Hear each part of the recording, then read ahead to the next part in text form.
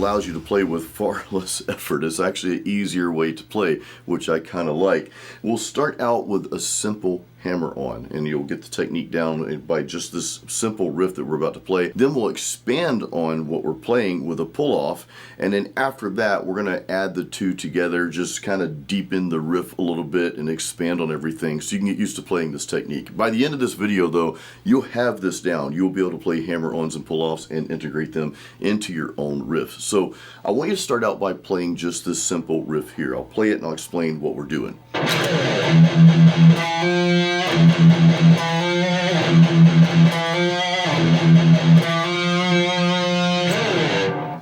So all we're doing, I'm starting out just palm muting the open E string. We're in standard tuning, of course. Palm muting that open E string. I think we're doing that like 4 times. On the A string, I've got my pointer finger. You see my point? Bad pun. I've got my pointer finger on the 7th fret, and then I'm going to play the next note with my middle finger without picking that next note. The 8th fret, I'm going to just hammer down on that 8th fret, just like that, okay? So doing this.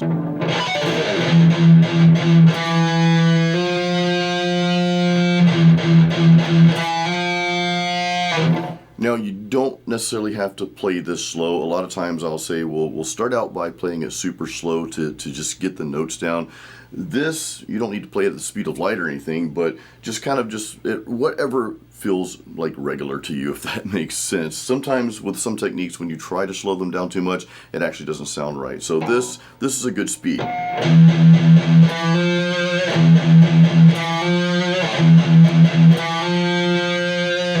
But that's what I want you to practice for a little bit. If you want to pause the video, just run over this a few times. Once again, you're palm muting the open E string 4 times. We've got the A string 7th fret with our first finger, and we're picking that note. Okay, again, we're picking that note, but the next note on the 8th fret, we're just using our middle finger to hammer down. So let's go through this just a few times.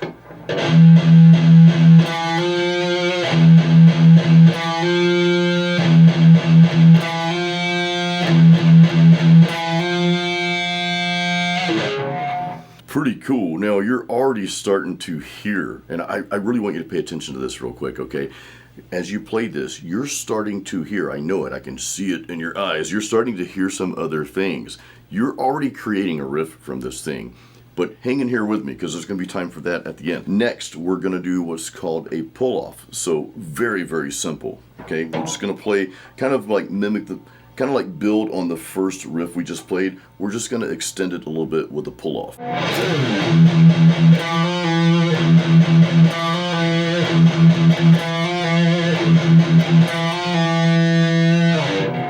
So all I did here was, again, we did the same thing with the hammer on. 1, 2, 3, 1, 2, 3, 4 rather. Palm mute the E string 4 times, and then we're on the 7th fret. Remember, we hammered down using our middle finger, hammered down on the 8th fret. What I did here was I simply just pulled off. So what's happening here, of course, is when you hammer down on that note, that sound is resonating from, of course, from the force of your finger. Now, if you just pull it off, it's going to resonate that note on the 7th fret.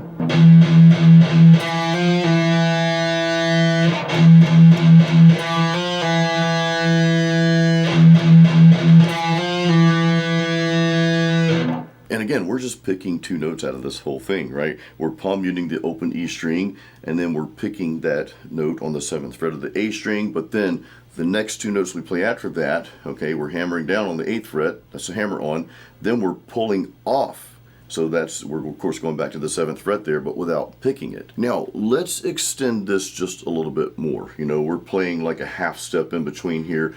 I want us to do the exact same thing. Again, we're just taking one riff. We're going to expand and extend on this a little bit. I want us to do the same thing, the same concept, hammer on, pull off, but just on different frets. And let's throw in a space between the frets. So instead of 7 and 8 on the A string, let's do this on 5 and 7. So it would sound like this.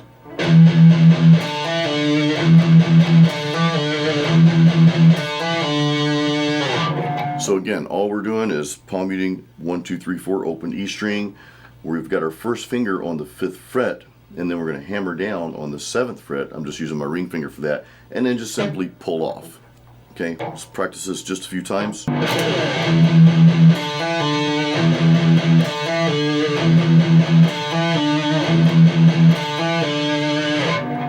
And you can pause the video, like I said, at any time. If you want to just pause and practice that and then get back to it, because what we're going to do next is we're actually going to combine both of what we've learned together. Everything we've learned, let's just combine it together. What does this sound like?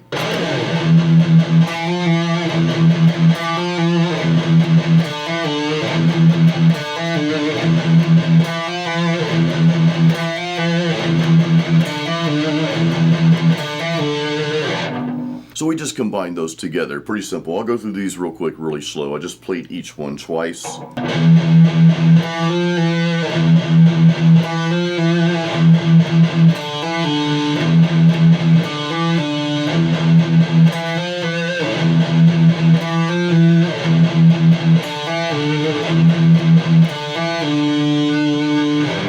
Again, all we did was just combine the two riffs that we learned, combine them together, and look, this is how you write riffs. This is how you build on something. You've got this idea. Okay, well, let's add another part to that. Hey, let's play those together. That kind of sounds cool. Let's just build on that and go from there. Let's bump things up just a little bit. Let's go back to the very first riff, and we're just going to add, we're going to follow through rather, with the pull-off sequence to the open A string. It's going to sound like this.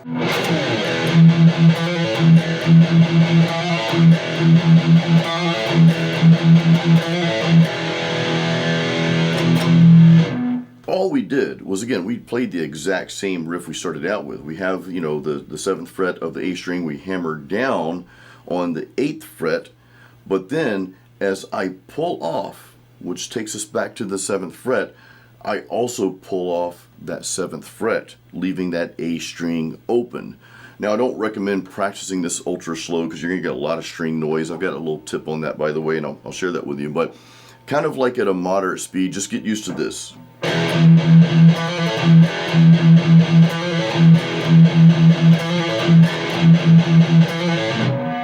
So if you were to just do the pull-off, I'll explain how we add in the palm muting and that power chord as well. If you just do the pull-off, it doesn't really sound that great, but when you add the power chord in there, that short little E power chord, and go into the palm muting,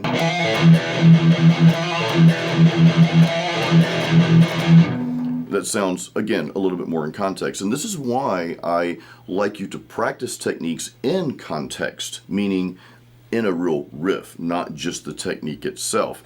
Because rarely are you just going to play the technique in a riff or solo or whatever. You're going to play it in context with a riff, and that's why we're doing this. But what I'm doing is, as soon as I pull off, so again, 7th fret A string, we hammer down on the 8th fret, we pull off, that takes us back to 7, then you pull off again, and that leaves that A string open, okay? But I immediately go to that power chord, and as I'm pulling off of that string, I'm sort of muting these other strings, you know, after the A string with that first finger really, really briefly. As soon as that string opens up, that A string, I don't let it ring out or anything. I immediately go into that power chord, and I'm just kind of using my other fingers and parts of my hand just to mute any string noise, if that makes sense. So again, it's a kind of quick process.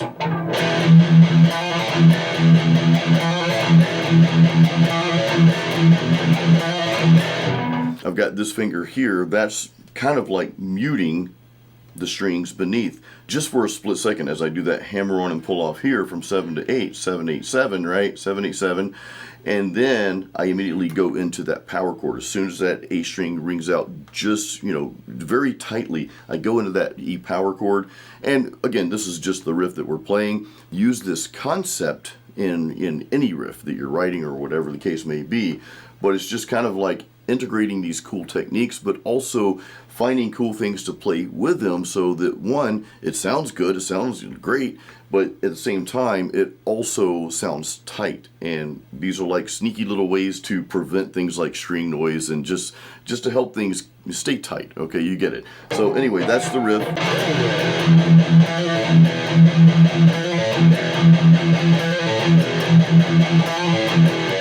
You hear that open A string. It stays open, you hear it, but just for a little bit. It's kind of, there's a slight little hesitant lag there, and it's just kind of like a really cool timing thing. But then we go into that power chord and palm mute that open E string again. So spend some time on this. I would strongly encourage you to spend a little time on this.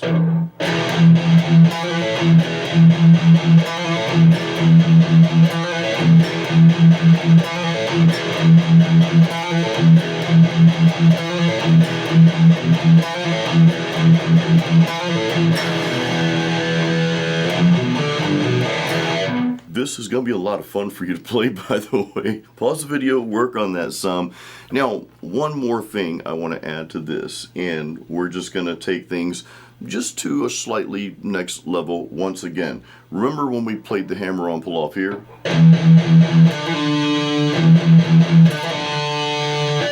Well, let's add that in with the open A string, but let's put it all together. Let's see what this sounds like. It's going to be cool.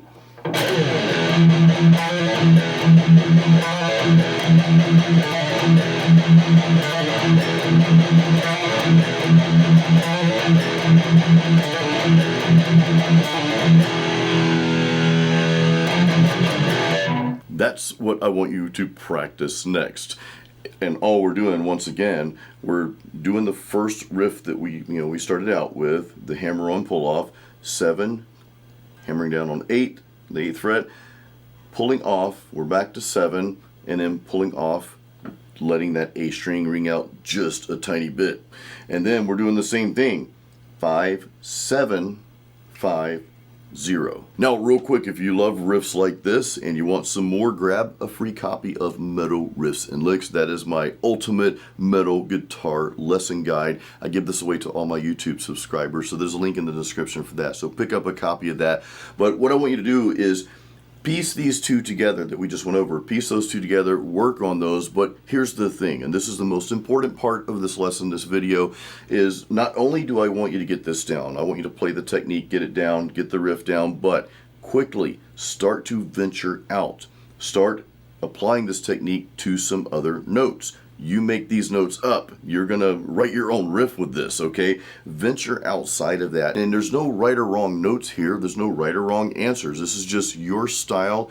It's what you're feeling inside, and you putting your heart and soul out onto this fretboard here and coming up with your own stuff. So let me know your favorite part of this lesson, the favorite riff that you learned. Was it the first one that we played, the pretty simple one there, when we added those two together? Was it when we started pulling off onto the open A string? Let me know what you like best and how you're going to use this in your own riffs. I'd love to know that in the comments. By the way, I mentioned the free guide, Metal Riffs and Licks. Do grab a copy of that. Don't forget that. If you already have that and videos like this help you, you enjoy my style of presenting things and it helps you, then consider joining the Jason Stallworth Guitar Academy. I would love to see you in there. I've got a link in the description here for that as well. So guys, once again, thank you for watching. I hope you get some cool stuff out of this and take your riffs to that next level of creativity. You've got everything you need inside of you to write some killer riffs. I'm just here to help you move that along. As always, keep it metal and keep playing music.